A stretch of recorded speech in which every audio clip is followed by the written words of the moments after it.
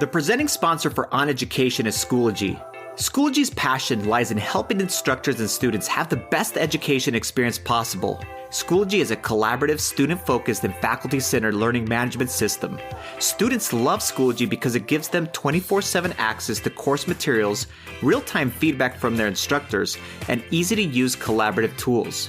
Teachers love the streamlined workflow, integrated apps such as Google and Microsoft tools, and the ability to view evidence of student learning for making instructional decisions. To learn more about what is possible with Schoology, simply visit Schoology.com. It's different than our normal interviews because it starts off with a discussion on Buffy the Vampire Slayer. So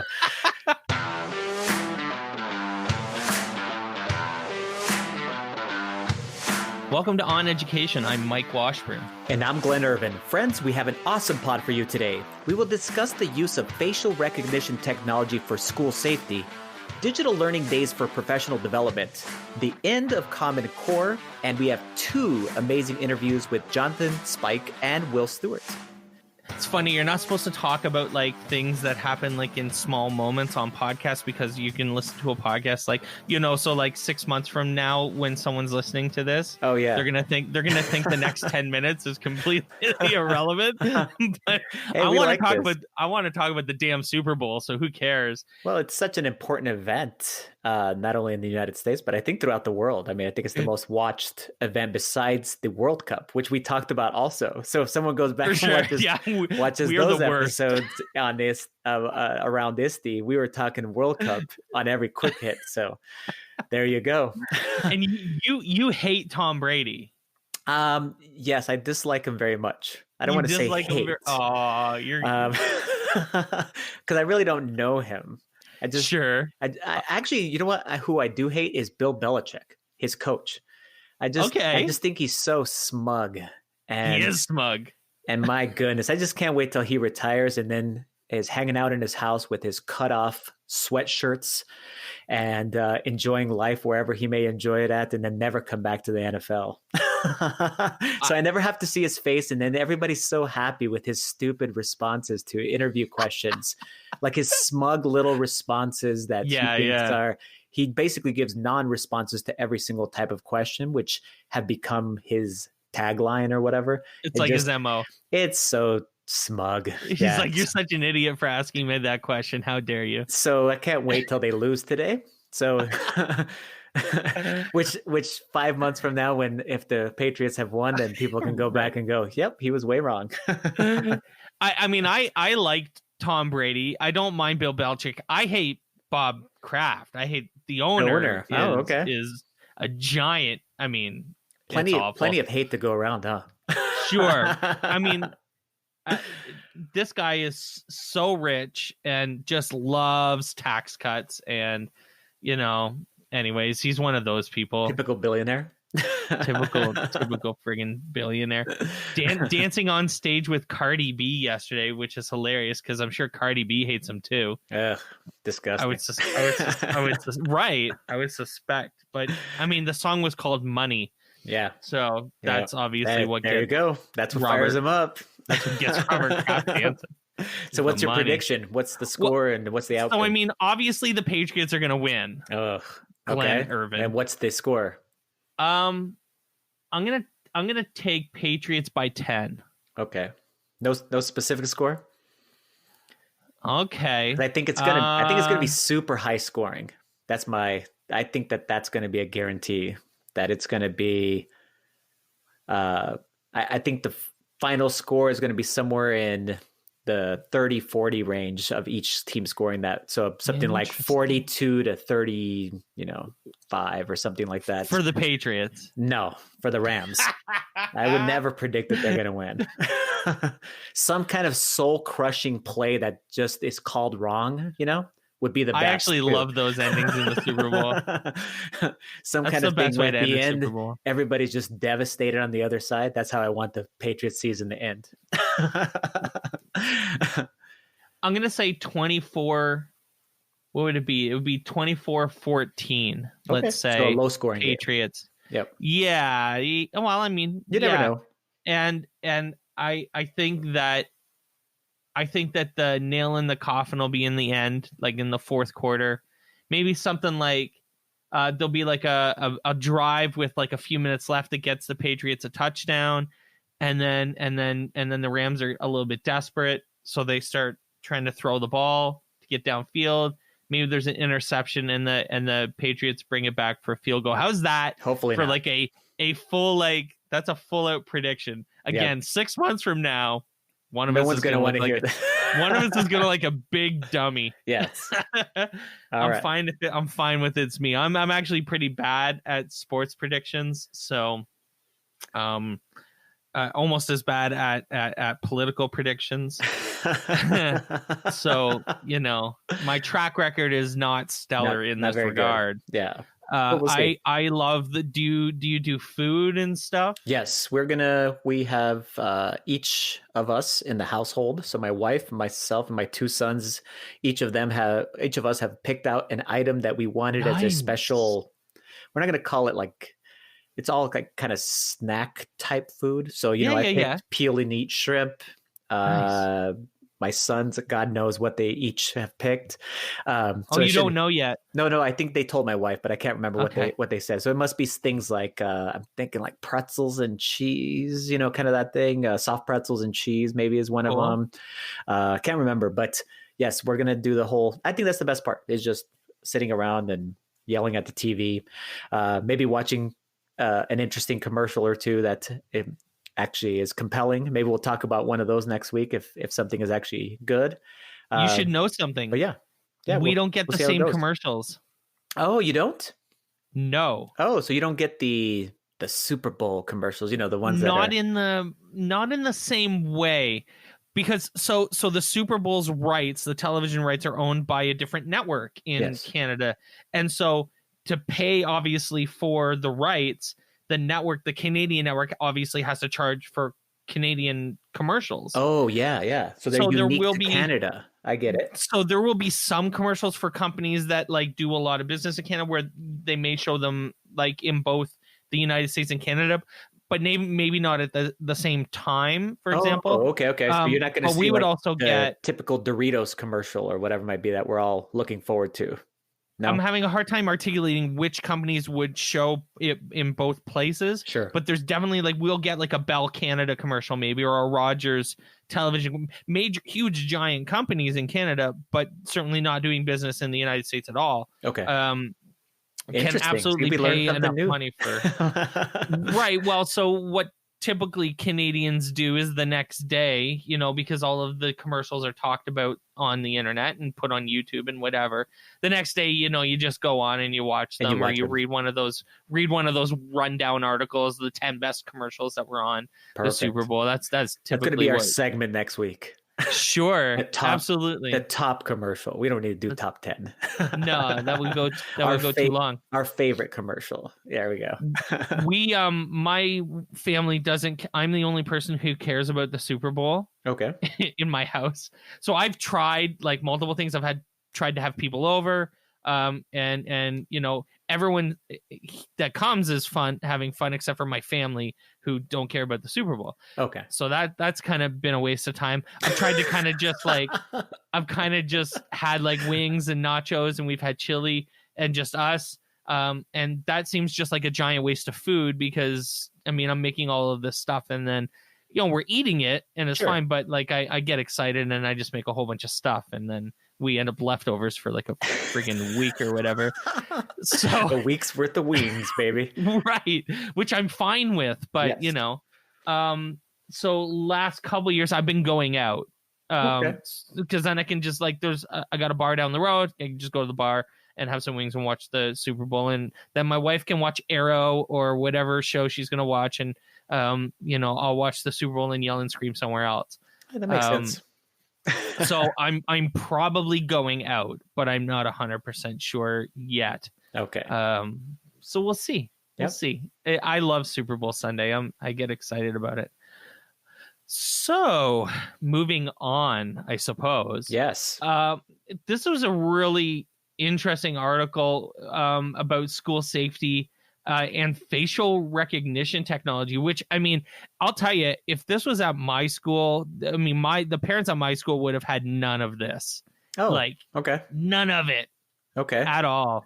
I get the security concerns, but I mean, we have parents that are like adamant just about not having their kids' pictures taken, let alone having anything to do with like cameras or anything like that. Yeah. I think there's just the next step as far as in school safety. And as the article describes, that market is a multi-billion-dollar industry now. Sure. And it should be. I mean, there's just tons of concerns about the way that schools are structured. Even the procedures that we do at schools have completely changed in the last 5 years. And the technology that we're using, and that's super important on almost every school board's agenda, is school safety. I mean, that technology and being able to go ahead and make sure that we know that the people that are coming into our schools are the people that should be there. So things like, things that didn't exist maybe 15, 20 years ago when I began teaching, where everything is locked, everywhere. Where you can't just be a parent and walk down, into a hall. You're led into a specific area, and then there you check in, etc. The facial recognition technology, I think, is just the next step. We have 100%. Things that I know in Minnesota and in states nearby that people are already using, where basically you'll use your driver's license to check in, and then it'll automatically trigger safety alerts, or it'll run it through a database basically, and make sure that who it says you are is who you are, and you belong with someone in the school, those kinds of things. So lots of that stuff. I know what you're talking about as far as the facial recognition technology, and it is scary, but like we just said, like we were talking off air, everything is being monitored nowadays. Yeah. And a lot of the times we give this information up freely, because we want a free product. And one of the things that's coming, whether we want it or not, is facial recognition technology and things like ocular detection, those kinds of things. And I think within the next 10 years, this is going to be commonplace. It won't be like the scary next thing. It's like going to be the thing that everybody, that we expect. We give up that right, that privacy, so that for our own safety. So it's an interesting, dichotomy between those two things: safety versus privacy, and how those two things balance themselves. We had, so at the school, we had security cameras. I should, I guess, clarify. But I think that there's a line for our school, for our community, that would have been crossed. But it makes sense. I guess one of the other things that is an interesting dynamic and should be considered is that this isn't really as much of a conversation just in Canada in general. School safety and security, and like the hard, like metal detect, like there's no school that I've ever seen in Canada that has metal detectors, high school, elementary school, anywhere, for example. And I don't feel like there's a sense of danger at school, and in Canada, like there might be in the States, like with school shootings and whatnot. It's just not like there are lockdowns and there's procedure. My wife has been involved in lockdowns where they let no one in or out of the school because of something happening, down the road or something like that. She used to work at a K to 5 school, and there was a 6 to 8 school like literally right next door. Yes, and actually. An issue at the 6 to 8 school that caused a lockdown at her school is actually what induced her labor for Isaac. Wow. The stress from that. So that was about, 10 years ago or whatever. Funny story, but I don't think that we have the same sense of danger that unfortunately, happens in the US. But, if this stuff can be out of your way, if it can feel like it's not invading on your whatever, your sanctity, your privacy, and be effective and keep people safe, then obviously it's common sense. Yeah. And in the article, it describes that, of course, they make sure that they state that this is not going to prevent, it's not a full safe thing. You know, just because you have facial recognition technology, it doesn't mean that there's not going to be a school shooting at your school. Right. There's nothing to really prevent that in the end. It's just another measure, another tool to be able to use. And just like you were just talking about that word, the lockdown word, yeah, that's actually the exact opposite of the trainings that are taking place now in the last 5 years in the United States. And it's because of Columbine and all of the other information that we've learned, unfortunately, through all of these school shootings, is that we've learned that the worst thing we can do is lock ourselves down. And the best thing we can do is to do all of these other things. So there's a program called ALICE, which is basically like an active shooter kind of procedures.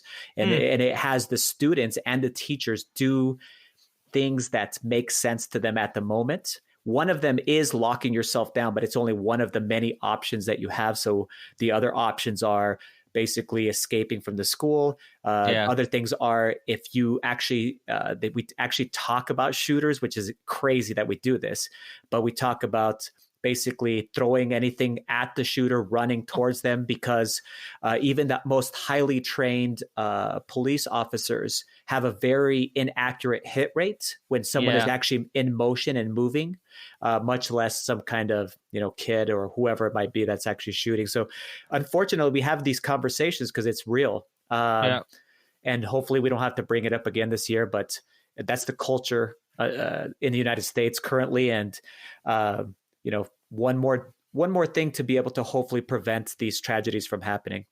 Right. Totally. Hey, I've been thinking about this because you had a couple of days off this week, and my son had a day where he wasn't taking the and we've talked about this just because it's relevant with the weather going on. How I keep Isaac home when the buses are canceled at our school, because they don't do anything at school when the buses are canceled. Yes. And I was curious what you guys do on days. Like, I know that some schools have these digital learning days where they still like almost run classes. You can use something like Schoology, for example, to still like do work just remotely. Like a teacher can sit at home and have all of their students still log in. So like write a note, you know, even though today you're not at school, we're going to do this and this and this today, and almost try to run your class remotely. Is anything like that going on where you're at? Yes. It is not in my school district, but in many school districts through not just Minnesota, but through the United States, they have these things built in. Right. Some of them even practice these days. So they'll intentionally take a day off, for example, in the fall. I think I read that. Intentionally, so that they can learn the kind of the ins and outs, and the students get used to how does this actually work, you know, making cool. And then kind of finding any flaws in the system itself. So when it does happen, they've already remedied those issues. I guess the biggest issue could be access. So we're talking about like Wi-Fi access, whether or not someone would have that in their home. And in the United States, we don't have like a public Wi-Fi kind of access system that exists, you know, everywhere. So there could be kids that are lacking access, so they couldn't actually do, you know, digital components. But for them, a lot of these schools have found success doing that in a variety of different ways. Some of them being non-digital things, so that they actually, there's something that they already have that their parents have been given, that if there's a day like this, here are the things that you do. And then some of it has to do with learning management systems, like you just described, going on to Schoology or whatever else it might be, and then being able to complete your assignments, logging into something like Skype or some other kind of meetup, and then running your class like you normally would, and then have your students log in, and then it's not a day that's lost.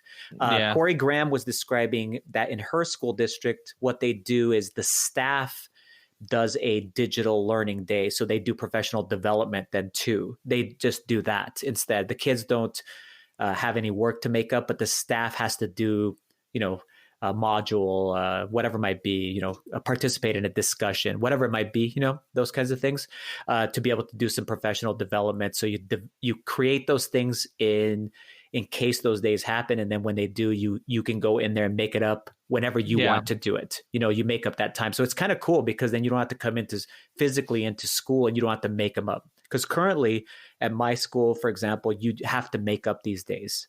So you add them to the calendar, or you take away vacation days that are coming up, or you add them at the end. When it snows in Barrie, which is virtually every day, and I suspect where you are, I mean, we get lake effect snow, so I got a good 3 feet of snow in my front yard. But I mean, the snowplows go into action, and there's dirt on the roads and salt in a matter of hours. There are cities and states that are just absolutely not equipped to handle even a small amount of snow, and certainly no one has like snow tires on their car. Like, it's actually a law in most provinces in Canada that you have to have, like, you can get a ticket for getting into an accident and not having snow tires. Really? On your Oh yeah. Weird. I mean, because they make such a huge difference in your ability to prevent accidents. Yeah. I mean, with the weather that you're describing, it would make sense. It completely makes sense. Actually, the rental car from the accident doesn't have snow tires. So not only am I afraid of just, I am afraid of just sliding all over the place. So I can just see why, when weird weather happens that communities aren't expecting, why it would be good to be prepared for those eventualities. I know in places like Moncton, New Brunswick on the East Coast, and in Halifax, in the maritime provinces that do get like hammered, just absolutely crushed like 10 times a year. They have a lot of really cool plans and contingencies as well. We don't really hear. We just keep Isaac home and let him kind of do his own thing. But I know that those exist, and I'm really interested in them because I think they're kind of cool. Yes, for sure. Sure. I'm pretty conflicted about this, and I don't want to spend a ton of time on it. We're running out of time, but I came across that Florida is planning to end the use of Common Core, and I'll admit I don't have a huge depth of knowledge about Common Core, other than I know it's a nationalized, learning objectives and learning standards. And I'll get Glenn, maybe you can explain to me a little bit about Common Core in just a second, but the kind of the short end of this is that they're getting rid of it for a couple different reasons. Some are good and some are kind of bad and pretty typical of, Republican administrations, to be honest, that are a little strange. I do like that one of the things that one of the reasons they've cited is a need for increased levels of social studies and civics education. There's actually a lawsuit, I think, happening in Arizona, where a group of students is suing the school district or board or the state because they're not teaching kids about civics. Because you have all of these kids and they're growing up and they don't really understand how their government works anymore. I appreciate that. I think that that's something you guys need pretty badly, to be honest. Sure. But Common Core is generally by teachers thought of as a bad thing. Am I right? I don't know if it's thought about as any kind of mandate that's I don't have a nuanced any kind of mandate that's unfunded, which that's what Common Core is. I mean, that's what the first thing is. Just like any kind of federal thing that we usually get in the United States, it comes as a giant directive, and then there's no money to support the implementation of this.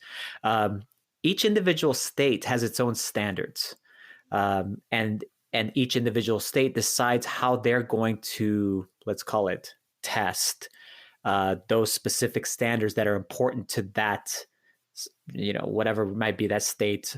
And then each individual district has its own ability to be able to go ahead and make those kinds of decisions upon, what they want to focus on.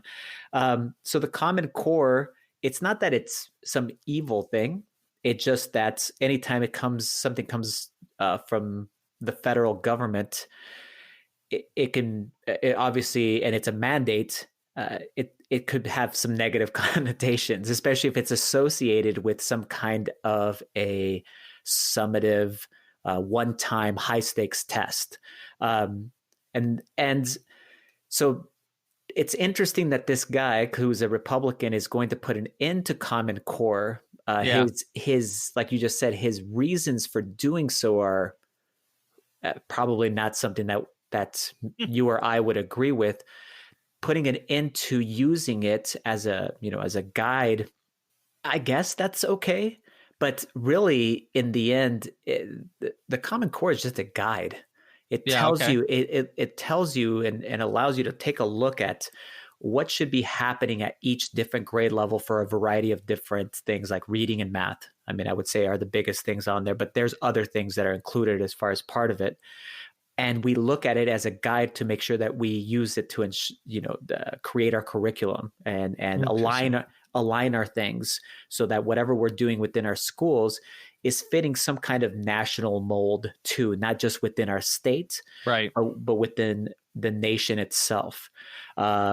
So putting an end to it is whatever. I mean, you could say, okay, we're done with it. The biggest question is, what do you, like you just what do you replace it with? What do you replace it with? That's what we're worried about. And then where is that coming from? Like, what is that, a body of work that you're going to create that's going to then, that's what we're going to be following from this point forward. So that should be interesting as far as what are they going to come up with there in the state of Florida. Something to make sure that we continue to take a look at and then follow to see what ends up being the replacement for this. Because one of the reasons they cite for replacing Common Core is that they contend that it is inoculated. I don't know what other word to use. I think that's the word they actually use with liberal values and liberal ideology. So, I mean, that's pretty typical right-wing thing to suggest. And this is strange. I mean, DeSantis is a pretty right-wing governor. I mean, this is the guy who did the commercial with his kid building a wall with bricks. Yes. A disgusting human. Yes. Right. Yeah. No, he's obviously a pretty terrible person. So, I mean, it doesn't surprise me that they would suggest, that Common Core, the current educational standard, injects liberal values into people. Whatever. I mean, that's a stupid argument. But I worry about the irony that, they'll create something that injects actual like hard right values into people. And that's I mean, that's pretty bad too. So, I mean, it's scary when you start getting governments replacing educational systems with systems that have their own views in them, on the right or the left. It's not good either way. I reject the premise that, their system is injected with liberal views, but I mean, injecting any kind of political ideology into the education system is probably not a good thing from either side. Right. So, we'll keep on it. We'll watch. I mean, obviously it's got a bit of a long tail. I don't think they have to have it implemented until 2020, and I realize that's not that far away, but hopefully we come back to it. There are definitely a lot of states looking at stuff like this. So I mean, you have a note here about New Mexico ending high stakes testing, which, I mean, that sounds like a good idea, right? Yes, it's just a different take on it, and a lot of people are looking into those high stakes one-time testing and saying, that's not what we should be doing. Now this is a little different though. I mean, as far as you're eliminating basically a set of standards, and you're saying we're going to replace it with something else. What is that you're going to replace it with? That's the question. We'll find out. We will find out. We have something special for you coming up next. We actually have 2 interviews. We're going to do them back to back. Our buddy Jon Spike from the University of Wisconsin Whitewater joined us at FETC. He was just chilling at the table, and we were like, why don't we have the mics on, guys? Yes. So we literally it's a super fun interview because I've listened to it several times. And if you guys don't, it's different than our normal interviews because it starts off with a discussion on Buffy the Vampire Slayer. So So just so you guys know that it's not a typical interview, but then we do have a typical interview right after that too. Yes. We do get serious at some point, I think. Yes. So coming up next is Jonathan Spike from the University of Wisconsin-Whitewater. Quests. One of Classcraft's most popular features, with over 100,000 lessons created by teachers and 3 million learning objectives completed by students so far, is now part of Classcraft's free offerings. In 2019, your students won't just be learning multiplication, chemistry, or any other content. They'll be saving the kingdom. Transform your lessons into adventures with Quests today. Visit classcraft.com for more information. Welcome back to the podcast. We are with Jon Spike, and we're talking about Buffy the Vampire Slayer. And, sorry, is there educational value to Buffy the Vampire Slayer? Probably not. Though, maybe. But I just thought Jonathan Spike, Spike, he said, just call me Spike. I'm like, no one ever says that. Just call me Spike. Just call me Spike. See, and I don't have any frame of reference because... Spike is a great character. He's like the nemesis in the nemesis turned love interest turned nemesis again back in Buffy the Vampire Slayer. In the he has same blonde hair slicked back. It's just fantastic. Basically character. me. He's Well, British. I was going to say, you he don't has a have British blonde accent hair slicked except, back. Yes, exactly. Yes. So now you know. we should introduce Mr. Spike. Yes. John, why don't you tell people who you are, where you're from, what you do, that kind of cool stuff. Yeah, absolutely. So I am from Wisconsin, kind of the Madison area, if you're familiar with that. And I am a coordinator of instructional technology integration services, which is the acronym COITUS, which is unfortunate. That's awesome. They did not think about that when I think they wrote the title. But to kind of give you the one-sentence elevator pitch of it, I help pre-service teachers and the instructors for a college of education use technology and integrate technology. That's so awesome. kind of helping future teachers use tech in the classroom. So are these specific courses too, John? That you're talking about, like there's like teachers are actually taking specific courses regarding technology integration? Because we see a lot of teachers in Minnesota that don't have any idea, like they've never actually been exposed to a variety of different tech.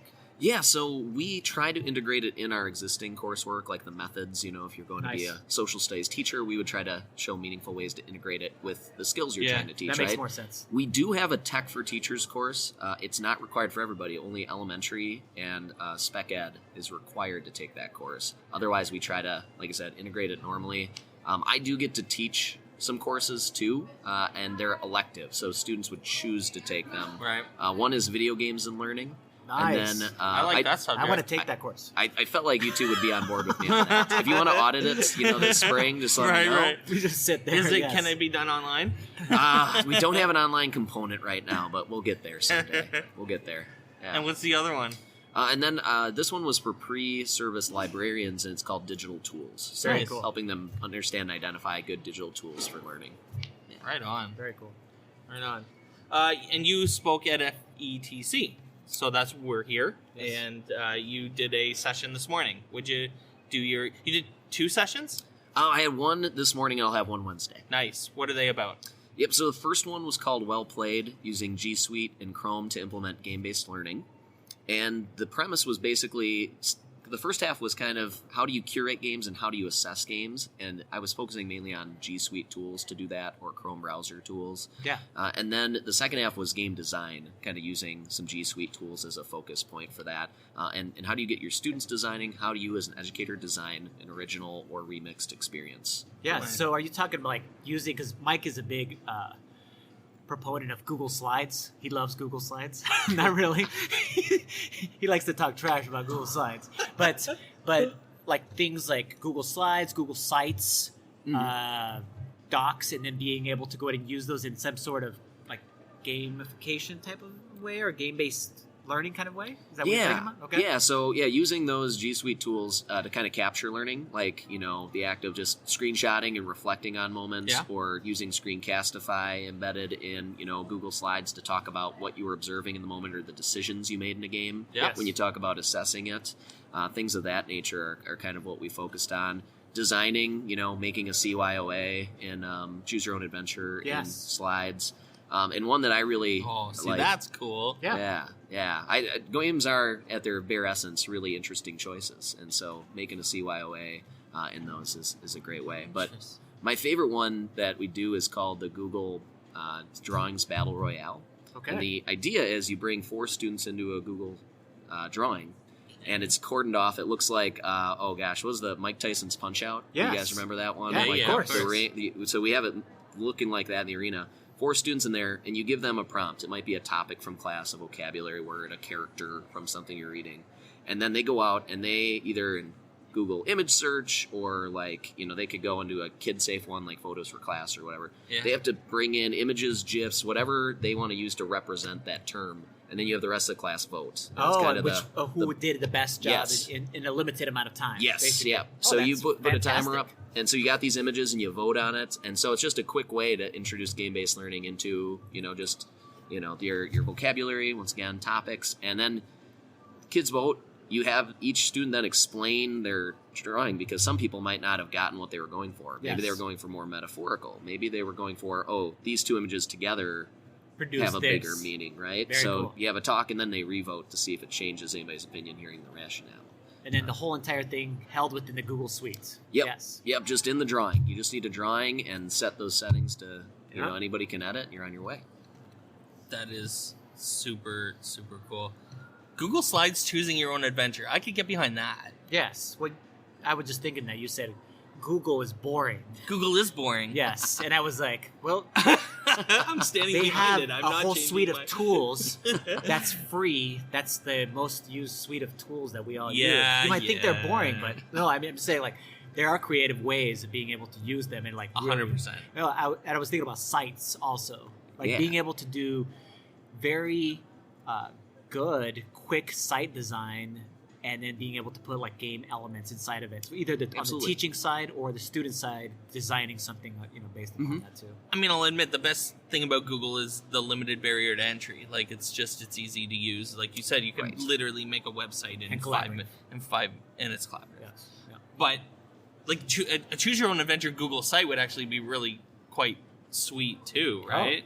Yeah. Like you could like click links, and it would take you based on your choices and vocabulary. Like it. That'd be pretty cool stuff.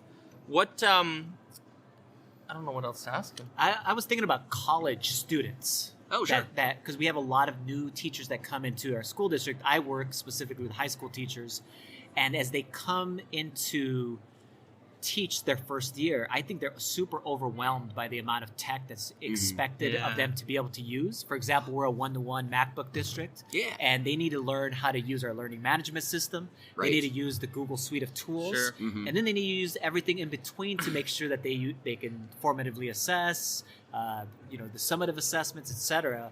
And sometimes that's like super overwhelming to them. So I just wonder, like, as a college, someone that's working within a college atmosphere, is that a big focus right now too at the college level, to make sure that our teachers are being exposed to, like, in relevant ways, technology? I think one thing when I went to higher ed from K-12, people are saying you're going to get pushback. The staff is not going to want to, do this. They're going to be stuck in their traditional teaching. But people forget in the College of Ed, they go out and they supervise and they see what's going on in the schools. Yes, and then they come back and know, I got to do this. I got to model what good integration looks like. And so I think they've used me as a bridge to say, hey, how can I model this? What does it look like? I really like, giving the students a framework so they know what good integration looks like. Right now, I think I really like EEE framework, engage, extend, enhance. Nice. It's easy. How can we get collaboration, co-use? How can we use tech to do something that connects outside the classroom, connect them with real-world experts, get them to produce something that extends out of the walls? And then, if we're enhancing, how are they creating an original end product that, does something different or allows them to express themselves or personalize? I think it's a good one. And we just ask students, okay, evaluate this tech, that you saw modeled. Did it meet the criteria? How would you change it? Did it reach your goals? Are you teaching students new goals? That's kind of all the things we're trying to instill in both instructor and pre-service teacher. Very, very cool, man. So how can people get in touch with you if they want to reach out, Twitter, whatever? Yeah, so my Twitter handle is Mr._J Spike. Try to make it as hard as possible for everybody. And then I'll get a plug in if you're interested in kind of that game design. Yes. GameStormEDU.com is the website where I'm kind of putting out resources on game design and how to help you or your students facilitate game design. Very cool. We'll make sure we link it. Perfect. We will link it in the notes. Thanks for joining us, man. Absolutely. Thank you, guys.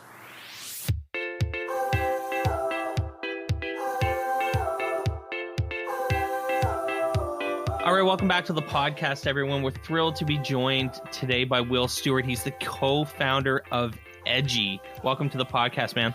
Hey, thank you for having me. It's exciting to have made it through the cold and exciting to be here talking with you today. Awesome. Will, give our audience maybe a bit about who you are, where you're from, what you do, that kind of stuff. A little bit about you. Yeah, absolutely. Well, I'm a fifth grade teacher here in Minnesota. I've been fortunate enough to teach in a variety of different settings, urban, rural, everything in between.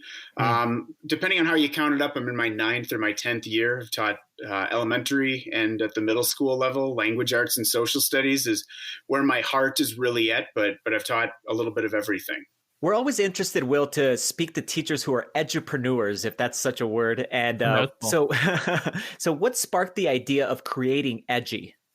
Yeah, well, I think it came from two places. The first was, I'm in my 9th, 10th year of teaching. And so kind of thinking back to a podcast that you guys had a few months ago, you were talking about how you guys were born in that moment where you can both remember a world without Google and a world with Google. Yeah. I'm 32. So I can remember teaching just before one-to-one became something that you could go up to any teacher and they'd know what you were talking about.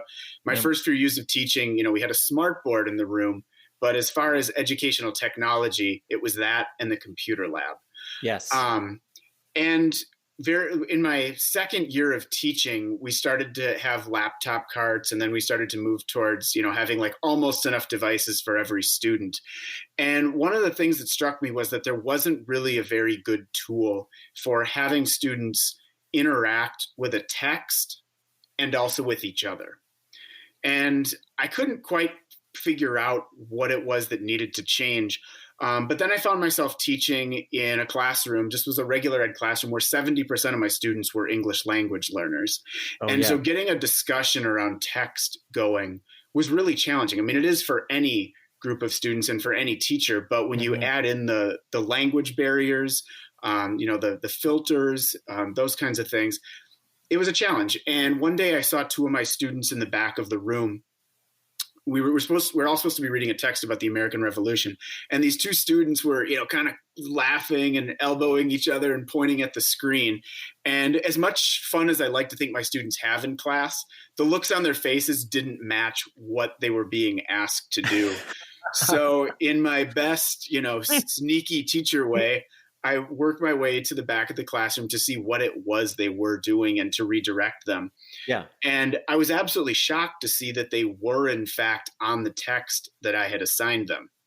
So I got a little bit closer, expecting to see them drawing pictures on the page. And in fact, they were actually using emoji. They were annotating the text with a ship, a crate, a British flag, an American flag, an angry face emoji, and a greedy face emoji. And it took me a second for it to all click, but I realized that the paragraph that they were annotating was, if you haven't already guessed it, it's about the Boston Tea Party. Yeah. Wow. And that was the moment where all of the pieces that I had collected over my years of teaching just snapped together. And I asked my entire class, I want you to annotate this text using just emoji. And it was wonderful. The students were so into it. Every single paragraph had its own unique combination of emoji. And it was one of the most exciting moments of my teaching career. The hair on my neck still stands up talking about it. And then it all kind of fell apart when I asked them to share what they had annotated. They started, they couldn't describe the faces that were on there because there are so many different emoji. And we tried like sharing them by message or by like uploading them onto a different page. And the emoji got all scrambled. We just ended up, frustrated and looking at a bunch of little empty boxes. Yes. And that was when it was like, okay, this is something worth pursuing, and we need something that works quickly and doesn't require a lot of time uploading and downloading PDFs and messaging back and forth and jumping around between different apps.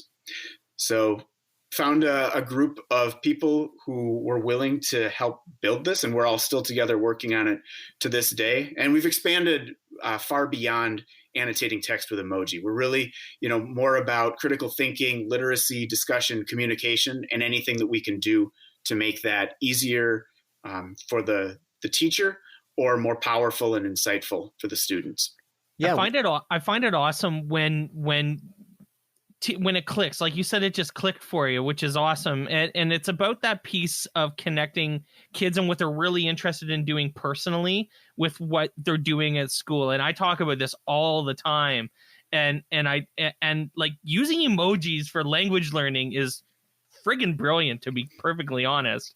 And I mean, it's exactly those missing links that teachers need to find all over the place. It's why Glen and I constantly talk about video games. And it's why I actually joked just the other night on Twitter with Glen that GIFs are my favorite form of communication. but it's that's what we're talking about, right? Like that, finding those missing links. You know what I'm saying? Yeah, no, I know exactly what you're saying. And it's kind of ironic. You guys were talking about the TIES conference a while back, and Glenn, I know we met at it. A few years back, I was asked by TIES to send a picture of myself to be included in some literature, a slideshow or something. And just by chance, the selfie that I took of myself to send into them has a parabolic arch in the background. And this is about 6 months before the idea for Edji came to me. And that parabolic arch starts with cave people drawing cave figures, and then it moves up to using letters and words. Oh, yeah. And then the arch starts to decline back down towards emoji. And it was me talking to my students about why we don't use emoji when we're writing an essay, and kind of making fun of the fact that, we're declining back to the age of communicating in pictograms. So I was by far the least likely person to be converted to thinking that that emoji had value in the classroom, but it goes beyond even just the fact that it engages students. When you use an emoji, it gives you some flexibility. I think that's part of why people like to use them so much in text messaging. Your friend, texts you and says, "Hey, do you want to go see a movie?" You can text them back with a smiley face, and that buys you it lets them know you're at the other end, but it buys you 10 minutes to decide what exactly that smiley face emoji means. So when a student, highlights George Washington and puts the trumpet emoji on it, okay, maybe at first they thought George Washington was a famous trumpet player, but later, once they figure out that he was a general and the first president, they can say,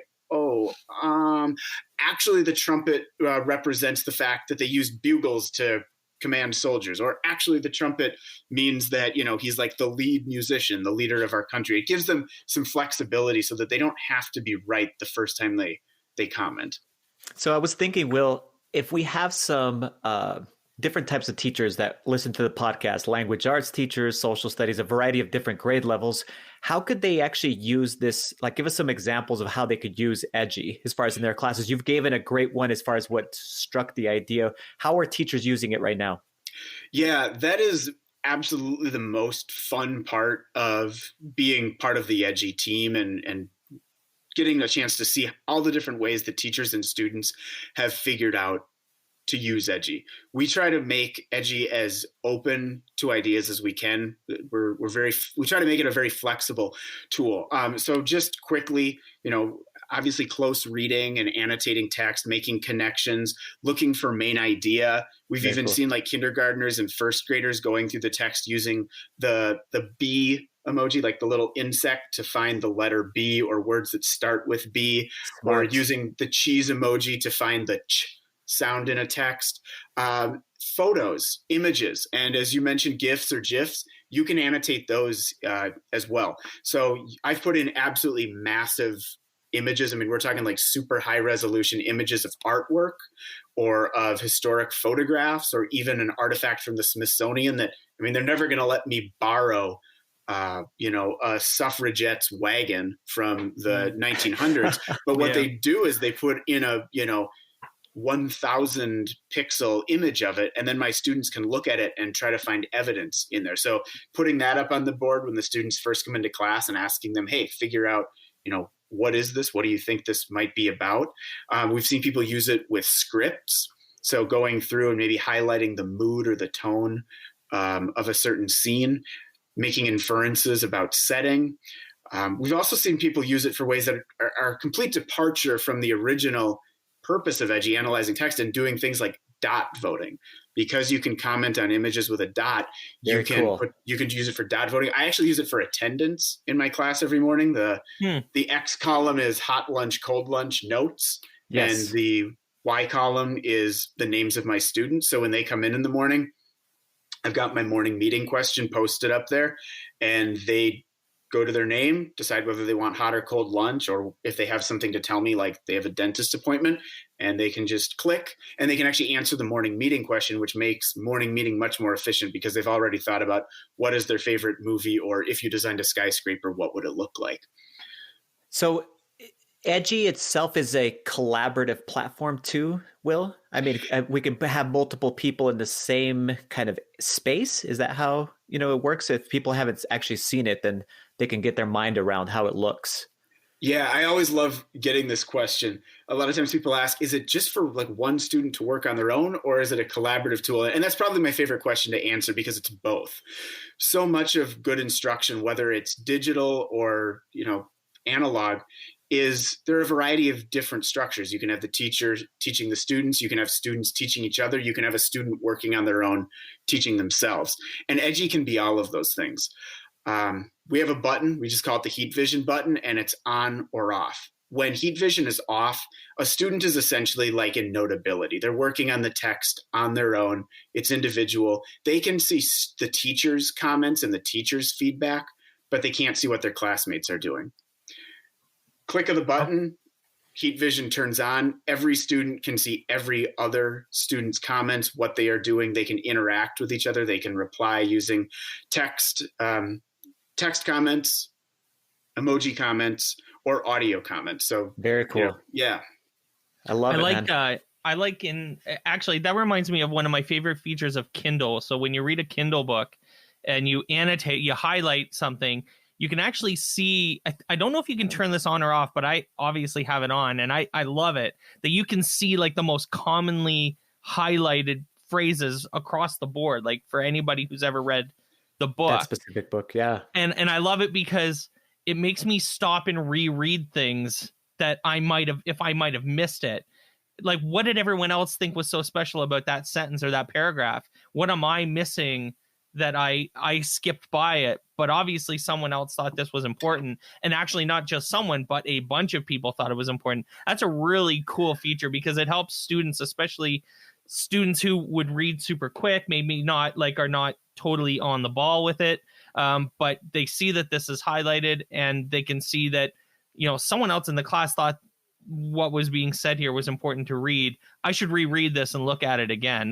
That kind of is a feature of Edji, it seems like, right? Yeah, absolutely. I mean, your comparison to being able to see what other students have highlighted in a text or on a Kindle is a perfect one. Right. And it is super exciting to see that a student will go back and reread. And the other thing that's kind of powerful and maybe a little surprising, one of the things that has always been important in education and always will be is differentiation and feedback. Yes. I mean, you ask any researcher, I'll just throw out the name Hattie, but ask any, educational researcher. And I've been fortunate to be married to an education researcher for the past almost 5 years. So that helps. But feedback is super important. Differentiation is really important. And not only does turning on the heat vision allow the student to see, oh, other people thought something about this, I'm going to share my thoughts too. For a student who's been staring at a blank page for 5 minutes and hasn't come up with anything, me being able to turn heat vision on and show them, okay, here's what it would look like if you knew what to look for in the text. Yes, sure. Can be a really helpful form of scaffolding. And you can leave it on until they get the idea. And then once they're up and moving and going, you can turn the heat vision off again, and they can work off of what they've learned from their classmates. That's fantastic. So, Will, if our audience wants to learn more about Edji, where should we send them? Yeah.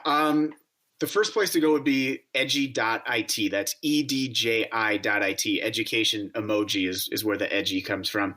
Once you get to edji.it, two places that'll be very helpful. The first one is the guide. The guide is a huge collection of different ideas on how to use it, how to get started, how to make your first reading.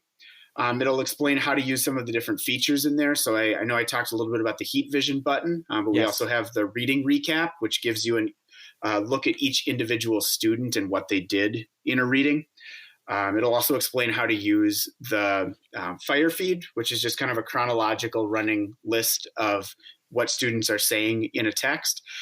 So it'll walk you through all of the different features. It'll give you many, many, many more use cases. The other thing to check out is the Discover feed. That's sort of the public lending library of things that teachers have already constructed for using in Edji. So it's a good way of seeing how it's already being used. The other thing is Twitter. We use Twitter for a lot of things, but the number one thing that we tweet out are ways that we have heard of teachers using it, or even ways that I have used it in my classroom. And do feel free to reach out to us. We love hearing from teachers, and it's our best way of ensuring that Edji is the best possible tool that it can be, is when we get feedback. So we always encourage people to reach out to us. Sounds fantastic. Thanks so much for joining us, man. It was an awesome talk. Yeah, thanks for having us. Thanks, Will. Thanks for listening to On Education. My name is Mike Washburn. My co-host is Glen Irvin. Want to get in touch with us? Check out our website at oneducationpodcast.com. You can tweet us at oneducationpod. Glen is at Irv Spanish on Twitter. I can be found on Twitter at Mr. Washburn. You can find us on Facebook by visiting facebook.com/oneducationpod. If you're enjoying the show and think others would too, we'd love if you shared it with them. Please leave us a rating or review in the Apple Podcast or Google Play Store. When you leave a rating, it gives our rankings a boost, and this helps others discover the show. We want to thank our presenting sponsor, Schoology, for supporting us. Check out Schoology.com to learn how they can help you advance what's possible. Thanks as always for listening. Stay awesome, and we'll see you soon.